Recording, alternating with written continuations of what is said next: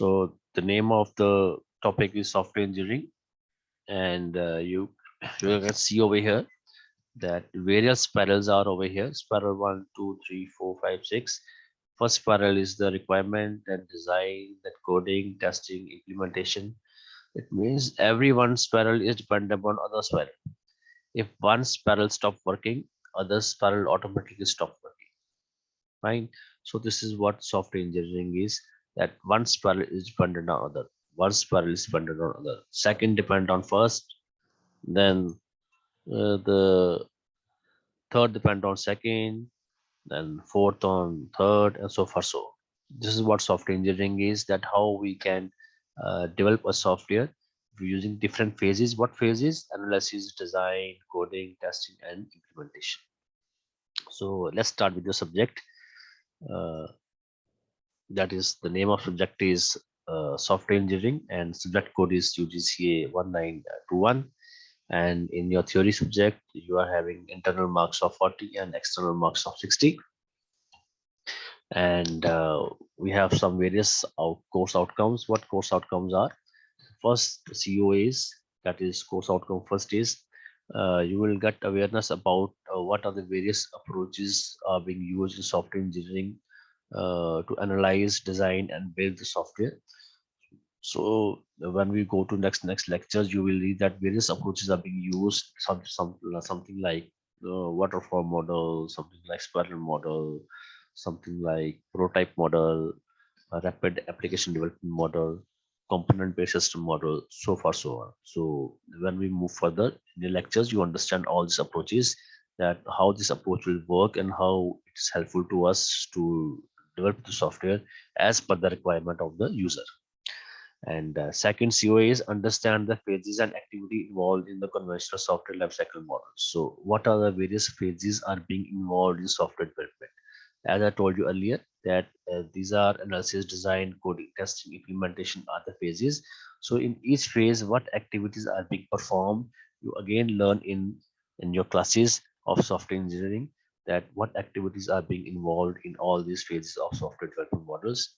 Then third is your third is that once you uh, understand the problem, once you analyze the problem, and then you will identify and define the requirements to develop the software. What are the requirements? Requirement means what are the software requirements, what are the hardware requirements, how many people you require, how much time you require, does you require the internet or not, all these things, how many table, how many chairs. So all these come under the requirement. Then CO4 is then applied design and development principles in the construction of the software. So once you understand the problem, then you have to make a design of that software. Once you understand the design, you will start coding of that software. You will learn all these things by attending the classes. And CO5 is that whenever we have developed the software, you have to develop the software by using the current techniques and technology. So this is all about the course outcome of your syllabus. So these are the detailed syllabus of your subject, having 4 units. Unit 1 is the you will learn what is the nature of software, why we need software engineering, what are the various models that we are going to use. So how we will, you can say, separate that models by perspective process model, specialized model, and unified models. And after the completion of unit 1, you understand all the models. Then you will, whenever we have to develop a software, we always have to make a documentation of it. How to make that documentation, that we learn in unit 2. In unit 2 you have SRS, the software requirement specification, is a documentation in which we will tell, or we will write what are the requirements of a software to develop it. And you will understand how to write a good SRS. And every good SRS has some properties, and you will understand if your SRS fulfill all the properties, then we call it as a good SRS. And if there are multiple conditions over there, how to solve the multiple conditions, that can be understand with the help of decision tree and decision table. And how much cost and time it will take to develop the software, we all will learn in unit 2. In unit 3 we will learn how to make a design of software, because software can be designed either with the approach of functional development or by approach of object oriented development. So whatever development technique we use, we have to make a design of it. And every software has a functions, so activities are being performed inside the functions. And when two functions interact with each other, it means activities are being performed outside the function also. So we'll understand all this concept in unit 3. And in unit 4 we'll check that once software is developed, we have to test the software whether software is giving the result as per the user requirement. For that we go for unit testing, integration testing, validation testing, system testing, and maintenance of software, and what metrics are being used to measure the software development. This is all about your syllabus having 4 units. Okay, now we start with the topic of introduction to the software. So, introduction to software. Software is what? Software is a set of instructions, and we call set of instructions as a program that, when executed, provide desired function. What functions? Function as per the requirement of the user. And performance. And performance means whatever the we are getting the result. Shall we be getting the result in the least time? Let's say that I'm asking you to write a program to add two numbers, subtract two numbers, divide, multiply two numbers. So to add two numbers, I need some instruction. To subtract two numbers, I need some instructions. To multiply two instructions, I need some instructions. And to divide two number, I need some instructions. It all collection of instructions is called set of instructions. So all set of instructions will make one program. So software is a set of instruction or program that, when executed, provide the function and the performance. So if I'm dividing two numbers, does it getting the correct result? So does it giving, let me say that I am dividing 5 by 2. If I am dividing 5 by 2, does that 5 by 2 giving the result 2 or 2.5? I have to check it out. If it is giving the answer 2, it means something is wrong in the data structure of the program. So second phase, the software is data structure or arrangement of data in the computer memory that enable the program to adequately manipulate the information. So it should give me the correct information. If I'm dividing 5 by 2, that give me the result 2.5, not 2. So I have to write proper initialization of the you can say variables, either integer or float. And finally, software is a documentation that describes the operation and use of program. So every software has a document with it. By reading the document, we will understand what the software is intaking and what the software is giving the output to me, and how all these activities are being performed. So software is a set of instruction that, when executed, provide desired function and the data structures that enable the program to adequately manipulate the information, and document that describe the operation and use of the program. So what are the features of the software? If I am designing a software, the very first feature is bug free. My software should not have any error. Produce correct results. If I am dividing 5 by 2, it give me the answer 2.5, not 2. Reusable structures that, if required, I can change the structure, or I can use structure somewhere else also. Easy to maintain. I can easily make some changes in my software when required, or when the user asks me some other instructions to add it to my software. Efficient use of computing resources. Whatever the resources I'm using for software development, I'm getting maximum use of it. And easy to understand what type of software I'm developing. I can easily understand, or user can easily understand what is being developed by the software. And user friendly, definitely. Once you develop the software, the user can easily operate the software. So to develop the software but users unable to operate the software, that is not a good software feature. So it means once you develop the software, the user can easily operate that software also. So what is a good software? A software is required by the customer, used by various end users in the organization, and developed by the software engineers. So there's some particular organization that the organization have a deal with the software engineer, kindly develop a software for us. So once the software engineer develop the software and hand over to the organization, the people working in that organization will use that software are called the end users. Fine. So the owner of the organization is the customer. The person who developing the software is software engineer, and the person who using the software is the end user. Each one will evaluate the different attributes differently in order to decide whether software is good or not. So whenever software engineer will develop software, he will check whether software is good or not. Whenever the owner of the organization, that is the customer, will check the software, he have his own various attributes whether the software is good or not. And the end user who is using the software, he will check whether it is easy to run the software. It has own attributes. Again, it will evaluate the software is good or not. So each one will evaluate different attributes differently in order to decide whether software is good or not. The customer will decide on the basis of cost, efficient, effectiveness of the software. Definitely, once there's a dealing between the customer and the software engineer, definitely the cost definitely come is a heavy attribute in that. What the cost it will take to develop the software.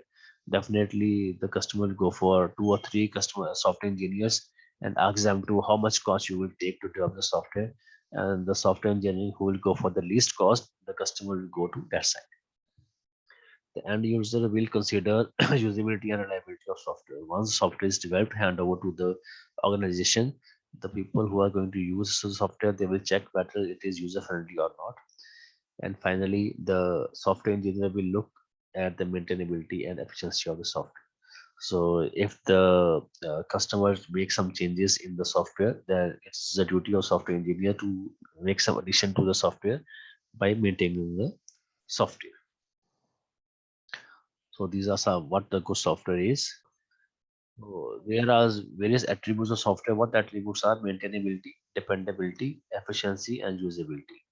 So what the maintainability is, uh, the ease with which the software system or components can be modified to correct the faults, improve performance, or other attributes, or adapt to changes or in the environment. So whenever the customer asks the software engineers to make some changes as per requirement, if it is easy to make the changes, it means it is maintainable. So maintainability is good in that case if the software engineer can easily make changes as per the requirement of the customer. The ease of maintainability, the ease of maintainability is very important to both software engineer and its user. If changes are not quickly effected, the execution of the business process will be disrupted. If the customer asks to make some changes and changes are not easily done or not quickly done, so it will make some disturbance in the process of the business or interaction among the customer and software engineer. For all changes desired by the customer or user, the software engineer has to respond very fast. Again, once the customer asks the software engineer to make some changes, the software engineer has to respond in a quick time. So that all according to time and requirement by the user or customer, that totally is a part of the maintainability. Dependability is the result of number of sub attributes that is the readiness of correct services, continuity of correct services, that is are the correct services are available, are we providing the good results, correct results, that is reliability, and absence of distortion, consequences of user and environment. Safety, that is safety means in the social media, does our software is making any issue or not. If it is safe for safe on social media, safe for the public, then it is a safe software. Integrity, whatever we have developed in the software is totally correct, accurate, truthful, honest, then it's integrity part of the attribute of the software. And finally, maintainability, again, easy to maintain or repair the software. These all are the part of dependability. How software dependability depends on various factors, various attributes. Then efficiency, the software is termed as good, efficient, if it uses the resources as it command in the most effective manner. Uh, if the software using a particular memory, does it using the memory with the least uses? No, you can say wastage of memory. Then we can say that software is efficient. The resources like memory, processor, and storage. How much time the processor will take to give the output. Again, that depend upon the efficiency. If it take a lot of time, it's not efficient. It will take less time to get the output. The software is efficient software.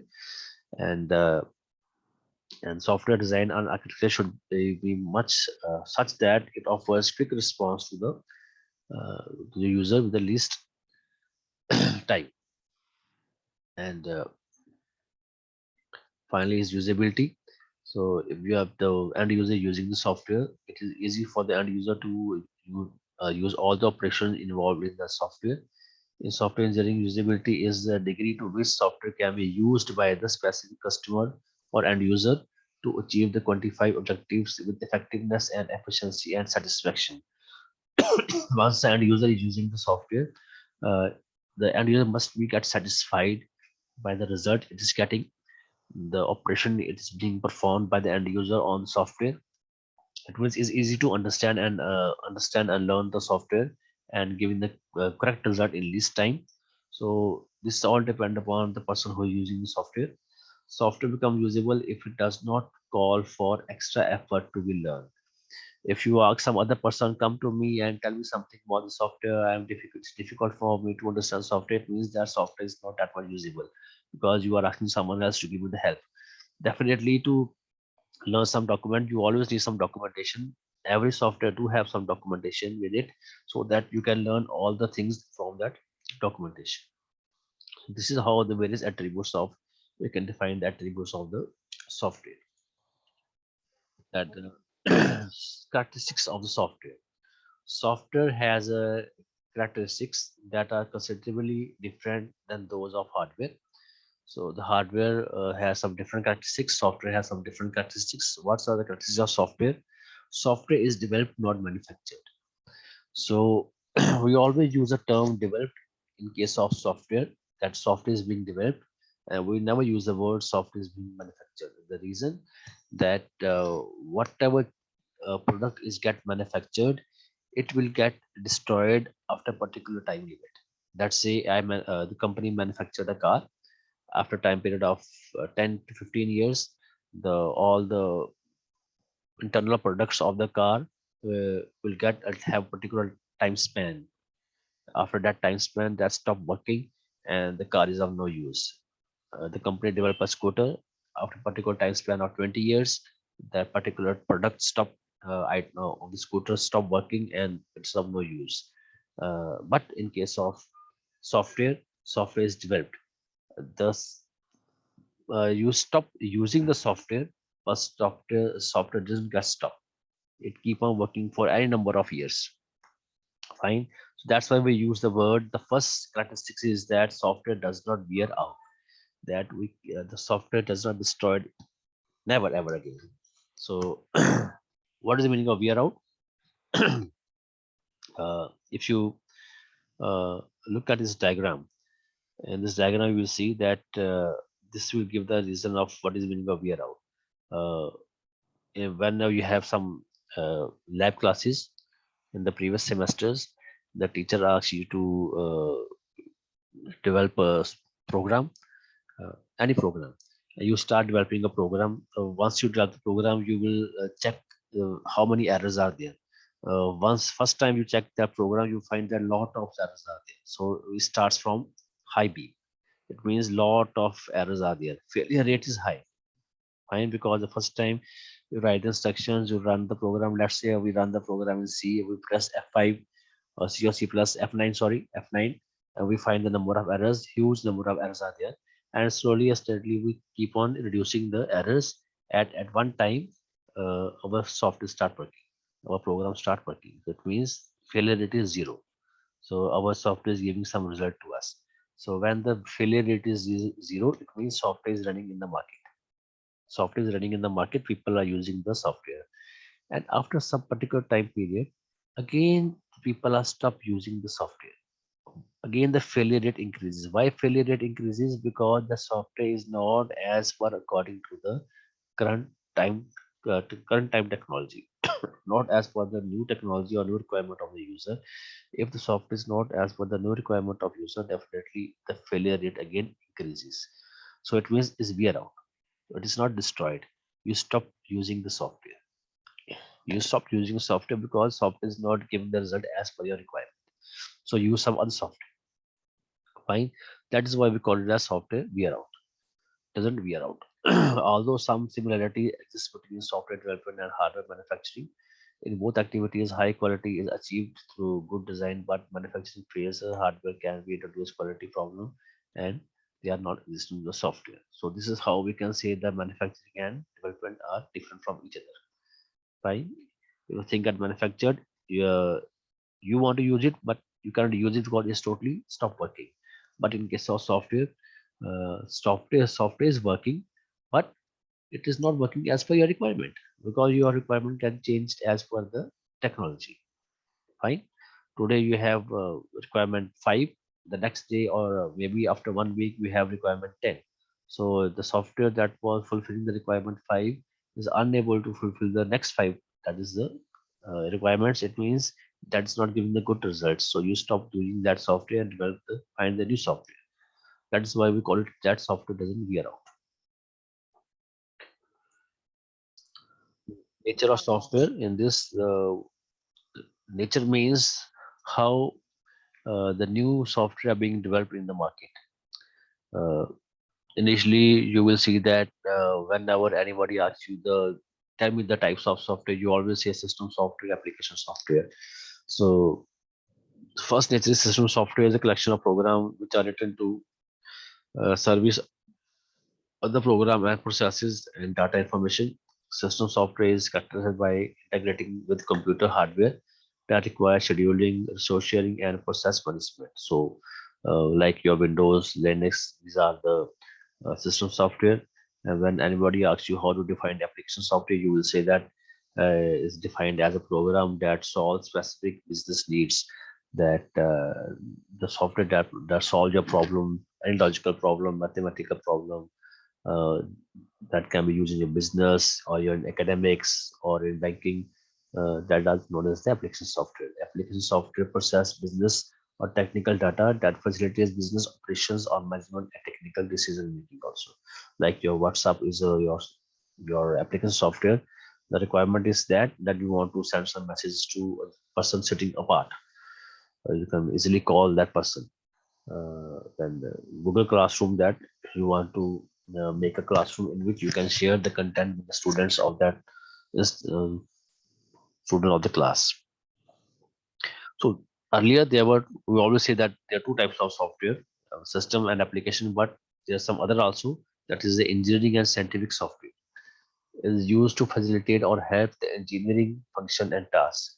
That computer aided design is an used to design the electronic product system simulation for system testing.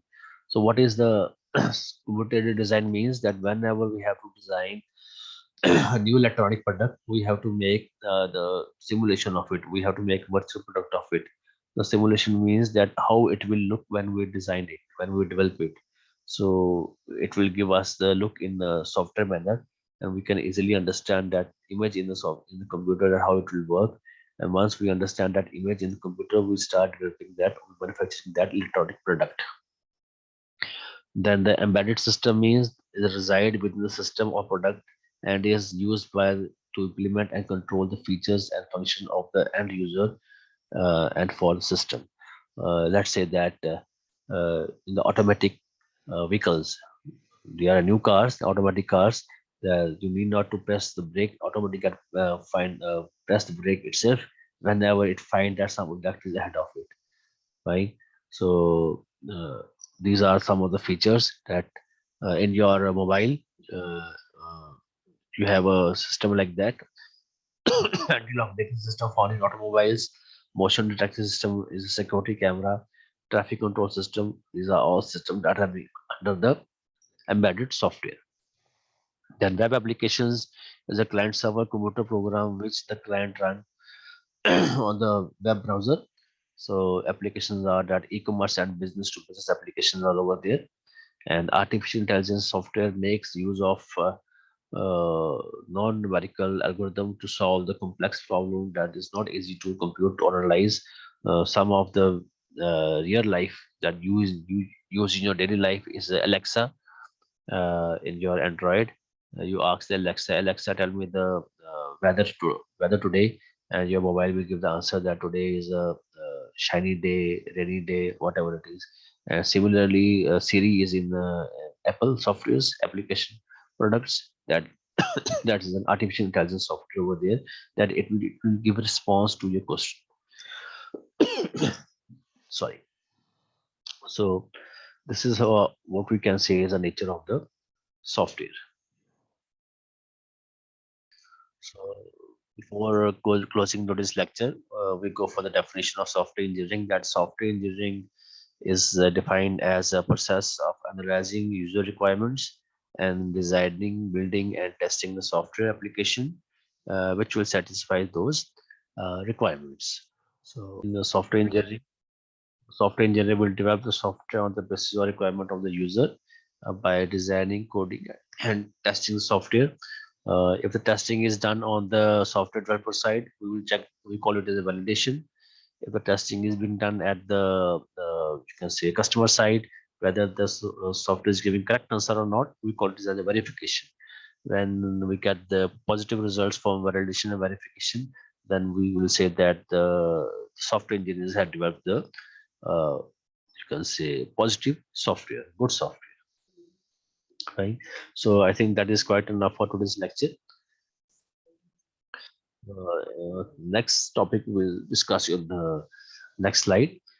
Uh, so I hope you understand all the concept of today. Thank you.